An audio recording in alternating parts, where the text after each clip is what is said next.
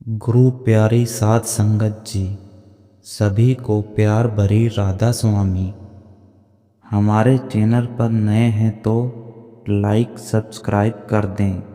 और बाबा जी ने आज की वाणी में फरमाया, एक बार माता लक्ष्मी क्षीर सागर में भगवान विष्णु के पैर दबा रही थी। तो पैर दबाते दबाते माता लक्ष्मी ने भगवान विष्णु से कहा, हे प्रभु, आज मेरे मन में 3 प्रश्न उठ रहे हैं। यदि इन 3 प्रश्नों के उत्तर देकर आप मुझे संतुष्ट करेंगे तो मेरे मन को बहुत शांति मिलेगी। तब भगवान विष्णु कहते हैं, हे देवी, आखिर तुम्हारे कौन से 3 प्रश्न हैं? तो माता लक्ष्मी कहती है, हे प्रभु, वह कौन सी स्त्री होती है जिसके भाग्य में संतान सुख नहीं होता है? दूसरा प्रश्न है कि कौन सी स्त्री समय से पहले विधवा होती है? और मेरा तीसरा प्रश्न है कि कौन सा श्रृंगार करने से स्त्री को स्वर्ग में स्थान प्राप्त होता है? दोस्तों, तब भगवान विष्णु कहते हैं कि हे लक्ष्मी, ये तुम्हारे तीनों प्रश्न बहुत ही ज़्यादा महत्वपूर्ण हैं। जो भी व्यक्ति इन तीनों प्रश्नों के उत्तर समझकर इस पर्याप्त ज्ञान को अपने जीवन में उतार लेता है, उसे जीवन में सुख की प्राप्ति होती है। भगवान विष्णु कहते हैं, हे देवी लक्ष्मी, अब मैं तुम्हें तुम्हारे तीनों प्रश्नों के उत्तर एक छोटी सी कहानी के माध्यम से देने वाला हूँ। इस कहानी के माध्यम से तुम अपने तीनों प्रश्नों के उत्तर ठीक तरह से समझ पाओगी। परंतु मेरी एक शर्त है, जब तक मैं कहानी सुनाऊं तब तक तुम्हें इस कहानी को ध्यान से सुनना है। तो माता लक्ष्मी कहने लगी, हे प्रभु, मैं आपको वचन देती हूँ कि इस कथा को मैं पूरे मन और लगन से सुनूंगी। आप कृपया उस कथा को आरंभ करें। तो दोस्तों, आप सभी से एक विनती है कि आप भी इस कथा को पूरा जरूर सुनें। इसे आधा अधूरा सुनना पाप माना जाता है। कथा शुरू करने से पहले कमेंट में राधा स्वामी जी अवश्य लिखें, साथ ही लाइक करना ना भूलें। तो चलिए आरंभ करते हैं। प्रिय बंधुओं, भगवान विष्णु कहते हैं, हे लक्ष्मी, किसी राज्य में एक छोटा सा नगर था। उस नगर में एक सेठ रहता था। उस सेठ के 2 बेटे थे और सेठ के बेटों की शादी भी हो चुकी थी। सेठ की पत्नी और सेठ के बड़े बेटे दोनों का ही स्वभाव दुष्ट प्रवृत्ति का था। इसलिए सेठ की पत्नी अपने बड़े बेटे की पत्नी से बहुत ही ज़्यादा प्यार करती थी। मगर छोटे बेटे की पत्नी जो थी, वह बड़े ही अच्छे स्वभाव की थी और वह एक पतिव्रता स्त्री भी थी और पूरे घर का सारा कामकाज भी वह अकेले ही करती थी। इतना कुछ होने पर भी सेठ की पत्नी और बड़े बेटे की पत्नी छोटी बहू का हमेशा ही अपमान करती रहती थी। दोस्तों, भगवान विष्णु कहते हैं, हे लक्ष्मी, सेठ के बड़े बेटे की बहू को एक बेटा था और छोटी बहू को एक पुत्री थी। सेठ की पत्नी हमेशा पुत्र को लेकर छोटी बहू को ताना मारती रहती थी, लेकिन वह क्या कर सकती थी? वह हमेशा उनके ताने सुनती रहती थी। दोस्तों, तब भगवान विष्णु कहते हैं, हे लक्ष्मी, अब मैं तुम्हें छोटी बहू की कहानी अच्छे तरीके से समझाता हूँ। इस कहानी से तुम्हारे प्रश्न का उत्तर मिल जाएगा। तुम्हारा पहला प्रश्न था कि कौन सी स्त्री के भाग्य में पुत्र की प्राप्ति नहीं होती है। तब भगवान विष्णु कहते हैं, देवी, उस सेठ की जो पत्नी थी, वह पहले से ही बड़े ही दुष्ट स्वभाव की थी। उसके कौटिल्य भाव से सभी घरवाले बहुत ही ज़्यादा परेशान थे, परंतु अपनी सीधी सादी छोटी बहू को वह कुछ ज़्यादा ही परेशान करती रहती थी। उसको सताने में उसको बहुत ही ज़्यादा आनंद आता था। सेठ के छोटे बेटे की पत्नी का नाम सुकन्या था। बेचारी सुकन्या सुबह जल्दी उठकर के अपने काम काज में जुट जाती थी। इतना करने पर भी सेठ की पत्नी की निगाहों में सुकन्या हमेशा खटकती रहती थी। एक दिन की बात है, सुकन्या घर में झाड़ू लगा रही थी तो सेठ की पत्नी बोली कि तेरे हाथ में जान नहीं है क्या, तू जल्दी जल्दी झाड़ू लगा, मैं मंदिर जा रही हूँ। मेरे लौट कर आने से पहले तू भोजन बनाकर तैयार रखना और आते ही मैं उस भोजन को ग्रहण करूँगी। और सुन, अन्न का एक दाना भी बर्बाद ना हो पाए। बेचारी सुकन्या करती भी तो क्या करती, वह अपनी सास की बातों को सुनती रही। तब घर की सफाई करने के बाद सुकन्या खाना बनाने में लग गई।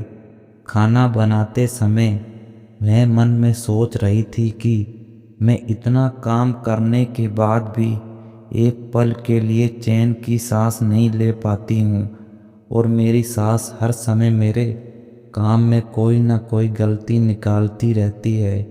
सुकन्या ये सब सोच ही रही थी, जितने में दरवाज़ा खटखटाने की आवाज़ आई तो सुकन्या ने सोचा कि अभी तो भोजन तैयार ही हुआ है, लगता है मेरी सासू माँ आज जल्दी ही लौट आई है। जब सुकन्या ने दरवाज़ा खोला तो उसने क्या देखा कि बाहर दरवाजे पर एक सन्यासी महात्मा खड़े हैं। दोस्तों, वह साधु महाराज सुकन्या से कहता है कि बेटी तेरा सुहाग अमर रहे, बाबा को कुछ भोजन करा दे, मुझे बड़ी तेजी से भूख लग रही है। दर्शकों, भगवान विष्णु कहते हैं कि लक्ष्मी सुकन्या बहुत सुशील और संस्कारी थी। उसने सोचा कि साधु महाराज को भोजन करा दो तो, परंतु यदि मेरी सास आ गई तो मेरी खैर नहीं। फिर कुछ देर सोच विचार करने के बाद मैं उसने सन्यासी को भोजन करने के लिए अंदर आने को कहा और उसी समय सुकन्या के मन में विचार आया कि सास से डरना कैसा, यदि मेरी सास आ भी जाएगी और मुझसे कुछ कहेगी तो मैं उनसे कह दूंगी कि मैं अपने हिस्से का भोजन इस महात्मा को दे रही हूँ। भगवान विष्णु कहते हैं, हे लक्ष्मी।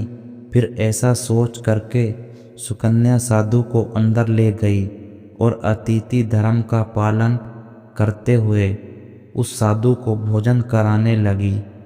अभी साधु भोजन कर ही रहा था कि सुकन्या की सास आ गई और फिर साधु को घर के अंदर बैठा भोजन करते देख के उसका गुस्सा सातवें आसमान पर जा चढ़ा और एकदम से सात महाराज से कहने लगी, यहाँ पर क्या किसी प्रकार का भंडारा या दावत नहीं चल रही है, जो तो राह चलते भीख मांगों को घर में बिठाकर खिला रही हो। सुकन्या ने अपनी सांस को रोकने की बहुत कोशिश की, परंतु उस दुष्ट स्त्री ने सन्यासी को धक्के मारकर घर से बाहर निकाल दिया और उसका खाना उठाकर फेंक दिया। अब उसका क्रोध सुकन्या पर टूटा और कहने लगी, अरे दुष्ट औरत, मैंने तुझे कहा था कि अन्न का एक दाना भी बर्बाद नहीं होना चाहिए, लेकिन तूने क्या किया, उस भीख मंगे को इतना सारा भोजन दे दिया। दोस्तों, भगवान विष्णु कहते हैं, हे लक्ष्मी। सुकन्या डरती हुई बोली, सासू माँ, मैंने सन्यासी को अपने हिस्से का भोजन दिया है, इसमें आखिर इतना गुस्सा होने की क्या बात है। द्वार पर आए अतिथियों को कभी खाली हाथ नहीं भेजते, ऐसा शास्त्र कहते हैं। भगवान विष्णु कहते हैं, इस प्रकार काफ़ी देर तक सास बहू की तकरार चलती रही। अंत में उस कुटिल सास ने सुकन्या को भी धक्के मार मार के घर से निकाल दिया।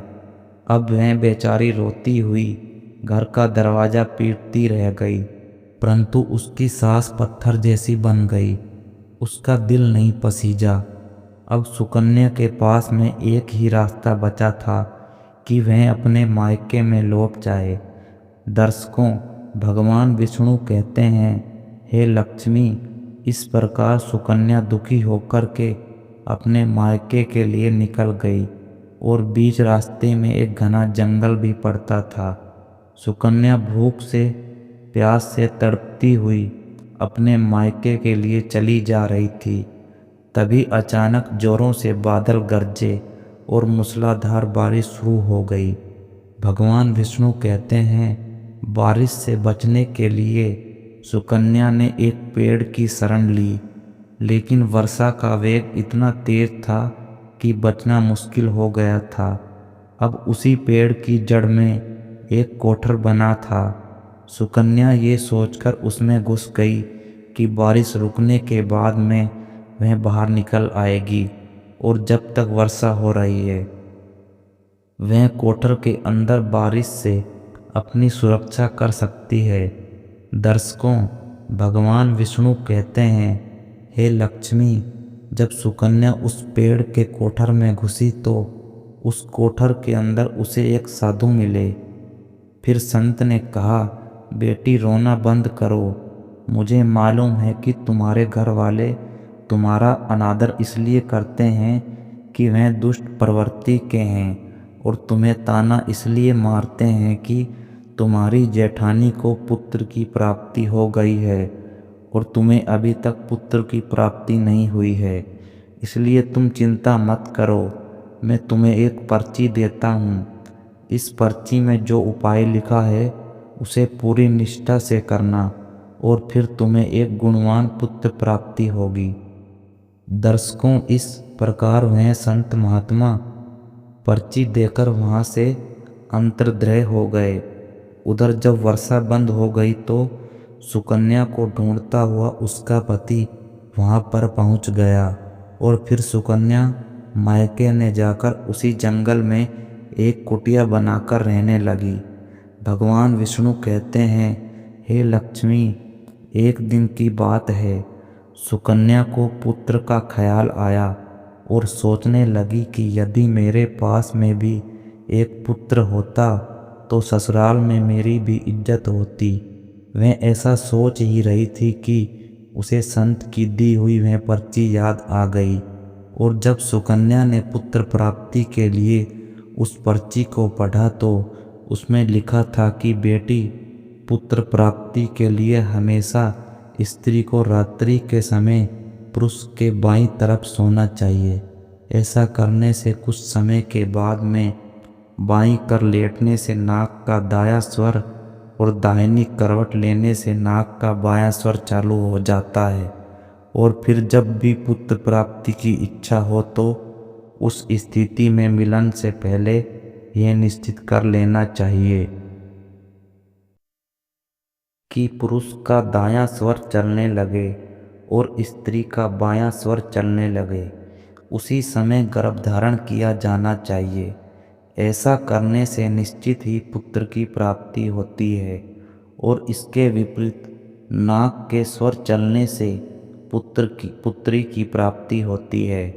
दर्शकों, पर्ची में आगे लिखा था कि मासिक धर्म शुरू होने के प्रथम 4 दिवस में मिलन से पुरुष रोग को प्राप्त होता है। 5वीं रात्रि में मिलन से कन्या की प्राप्ति होती है। 6ठी रात्रि में मिलन से पुत्र होता है। 7वीं रात्रि में मिलन से बंध्या पुत्री होती है। 8वीं रात्रि में मिलने से ऐश्वर्यशाली पुत्र होता है और 9वीं रात्रि में मिलन से ऐश्वर्यशाली पुत्री होती है। 10वीं रात्रि में मिलन से अति श्रेष्ठ पुत्र होता है और 11वीं रात्रि में मिलन से सुंदर व अच्छे संस्कार वाली पुत्री होती है। दर्शकों, भगवान विष्णु कहते हैं, हे लक्ष्मी, इस प्रकार उस सुकन्या ने 10वीं रात अपने पति से मिलन किया और गर्भ धारण किया। अब सुबह स्नान आदि क्रिया से निर्वृत होकर के पूजा पाठ करके सुकन्या का पति लकड़ी काटने चला गया। उसके पति के जाने के बाद तूफान आ गया। अब सुकन्या की झोपड़ी तूफान में उड़ गई और भारी बारिश होने लगी। और फिर सुकन्या बारिश से बचने के लिए एक पेड़ पर एक पत्ता लिखती है। ये पता उसी कोर का था जिस कोर में सुकन्या बारिश से बचने के लिए पहले छुप गई थी। और सुकन्या ने पेड़ के ऊपर पता इसलिए लिखा था कि जब उसका पति वापस आए तो पेड़ पर लिखा हुआ पता पढ़कर के उसी कोटर के पास आ जाए। दर्शकों, भगवान विष्णु कहते हैं, हे लक्ष्मी, उधर सुकन्या उस कोठर में आकर छुप जाती है, जो कोठर एक पेड़ की जड़ में बना हुआ था। उस पेड़ के पास में दो राक्षसी का निवास स्थान था। इधर तो वह सुकन्या वर्षा से बचने के लिए उस क्वार्टर में छुपी हुई थी और उधर वह दोनों राक्षसी बारिश से परेशान होकर के उस पेड़ की तरफ चली आ रही थी। फिर तो पेड़ के नीचे आकर के एक राक्षसी कहने लगी, अब तो चला भी नहीं जाता, वरना मन तो कर रहा था कि सोना टापू पर चली जाऊं। तभी दूसरी राक्षसी बोली, इसमें क्या बड़ी बात है, ये पेड़ हमें अभी उड़ा करके वहीं पहुंचा देगा जहां पर सोने का टापू है। दर्शकों, ऐसा कहकर कि वह दोनों राक्षसी पेड़ की शाख पर बैठ गई और पेड़ एकदम से उड़ने लगा। उधर थकी हारी सुकन्या कोठर में छुपी हुई थी। कोठर में घुसते ही सुकन्या को नींद आ गई थी, लेकिन पेड़ के उड़ने से लगने वाले झटकों से सुकन्या की नींद खुल गई और पेड़ को उड़ता देखकर कि वह एकदम से घबरा गई। दर्शकों, जब सुकन्या ने कोठर से बाहर देखा तो पेड़ की डाल पर दो राक्षसी बैठी थी। अंततः सुकन्या ने परिस्थिति के साथ समझौता किया और सोचा कि जो होगा अच्छा ही होगा। फिर कुछ देर की उड़ान के बाद में वह पेड़ एक सोना टापू पर पहुंच करके उतर गया। उधर दोनों राक्षसी को भूख लग रही थी, इसलिए वह दोनों शिकार की तलाश में निकल गई। भगवान विष्णु कहते हैं, हे लक्ष्मी, उन दोनों राक्षसी के जाने के बाद में सुकन्या कोठर से बाहर निकली और उसने चैन की सांस ली।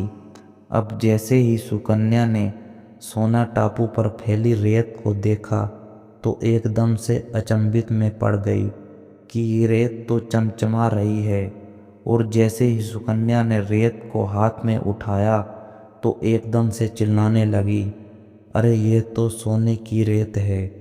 और फिर सुकन्या ने अपनी साड़ी की आंचल में वह जितनी रेत बांध सकती थी उसने बांध ली और पुनः आकर के उसी कोठर में छिप गई।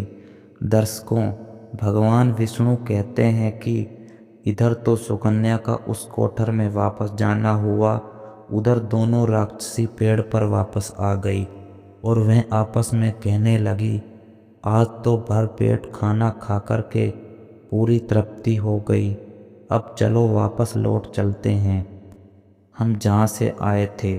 और फिर इस प्रकार थोड़ी देर में वह पेड़ उड़ कर के उसी स्थान पर पहुँच गया जहाँ से वह पेड़ उड़ कर के गया था। भगवान विष्णु कहते हैं, लक्ष्मी, वह सुकन्या तब तक उसी कोठर में छुपी रही जब तक किसी कार्यवश वह राक्षस हंसी उस पेड़ से चली नहीं गई।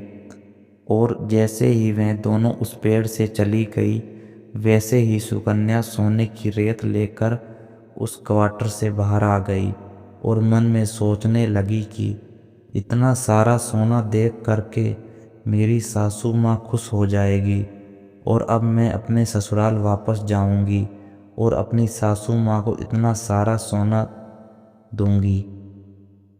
फिर वह मुझसे कभी भी नफरत नहीं करेगी और मुझसे प्यार करने लगेगी।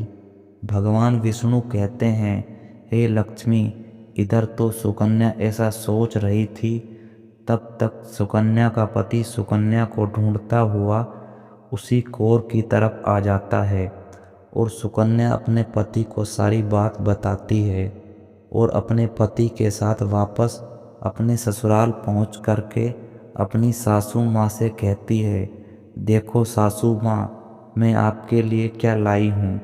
और ऐसा कह कर के वह सारा सोना अपनी सास को दे देती है और उसे सोना कैसे प्राप्त हुआ वह सारी घटना भी अपनी सास को बता देती है। भगवान विष्णु कहते हैं, सोना लेने के बाद में सुकन्या की सास एकदम से क्रोधित होकर के बोली, अरे मूर्ख औरत, तू बस इतना ही सोना लेकर आ गई, इतने सोने से क्या होगा। मैं होती तो बहुत सारा सोना लेकर आ जाती। फिर अपनी सास की बात सुनकर के मैं सुकन्या कहने लगी, माँ जी, हमारी 3-4 पीढ़ियों के लिए इतना सोना काफ़ी है। तो सास कहने लगी, अरे मूर्ख, सोना भी काफ़ी होता है क्या, जितना हो उतना ही कम है। अब देख, मैं जाऊंगी और इतना सोना लेकर आती हूँ। भगवान विष्णु कहते हैं, हे लक्ष्मी, सुकन्या ने अपनी सास को बहुत समझाया, परंतु उस लालची दुष्ट स्त्री के समझ में एक भी बात नहीं आई। उसने सुकन्या की एक भी बात नहीं सुनी और जाकर के उस पेड़ के